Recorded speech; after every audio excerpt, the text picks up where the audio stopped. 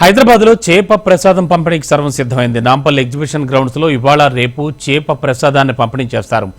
ఈ మేరకు అధికారులు ఏర్పాట్లన్నీ పూర్తి చేశారు. మత్స్యశాఖ అవసరమైన చేప పిల్లలను సమకూరుస్తుండగా దూర ప్రాంతాల నుంచి వచ్చేవాళ్లు ఎలాంటి ఇబ్బందులు పడకుండా అధికారులు చర్యలు తీసుకుంటున్నారు.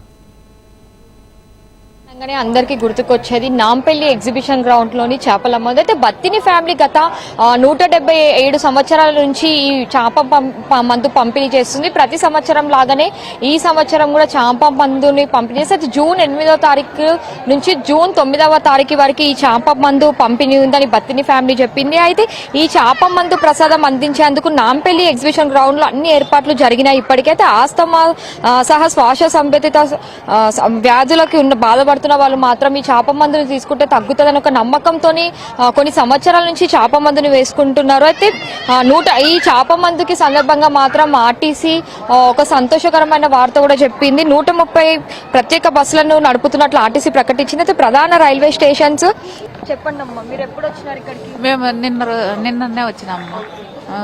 మీరు వచ్చినప్పటి నుంచి ఇక్కడ ఎలాంటి సౌకర్యాలు? అన్ని ఉన్నాయి, భోజనాలు అన్ని ఇస్తున్నారు, మాకేమీ ప్రాబ్లం లేదు, బాగా చూస్తున్నారు. ఈ చేపల మందుకి ఇదే ఫస్ట్ టైమా?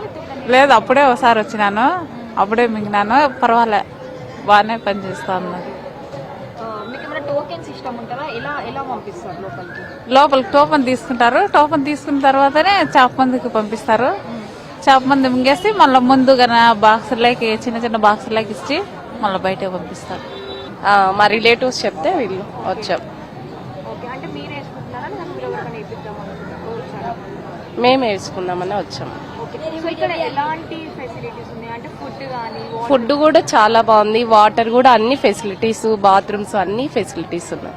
సో ఇక్కడ మనకు వీళ్ళు చెప్తుంది ఏంటంటే ఇక్కడ ఫుడ్ అంతా బాగుందని చెప్తున్నారు. అయితే ఇక్కడ ఫుడ్ అంతా బాగుందని చెప్తూ ఉన్నారు. అయితే ఇక్కడ వాటర్ ఫెసిలిటీస్ కూడా అందిస్తున్నారు. అయితే షీ టాయిలెట్స్, మొబైల్ టాయిలెట్స్ కూడా ఇక్కడ అవైలబుల్ ఉందని చెప్పాలి. అయితే భారీ పోలీసుల మధ్యలో మాత్రము ఈ చేపల మందు పంపిణీ జరుగుతుంది. అయితే కొన్ని సంవత్సరాల నుంచి ఎంతో మంది నమ్మకంతో ఇక్కడ వేసుకుంటారు. అయితే ఇక్కడ మాత్రం భారీ పోలీస్ బందోబస్తు, ఇంకా ఇప్పుడు వర్షాకాలం వర్షం పడుతున్న సమయంలో ఎలాంటి ఇబ్బంది కలగకుండా ఇక్కడ షెడ్స్ కూడా వేసినారు, ఇక్కడ షెడ్స్ కూడా వేశారు. అయితే ఇక్కడ మాత్రం వచ్చిన వాళ్ళకి ఎలాంటి ఇబ్బంది కలగకుండా అన్ని ఫెసిలిటీస్ మధ్యలో చేపల మందు రేపు జరుగుతుందని వాళ్ళు చెప్తున్నారు. కెమెరామెన్ మల్లేష్తో సుప్రియ, HMTV, హైదరాబాద్.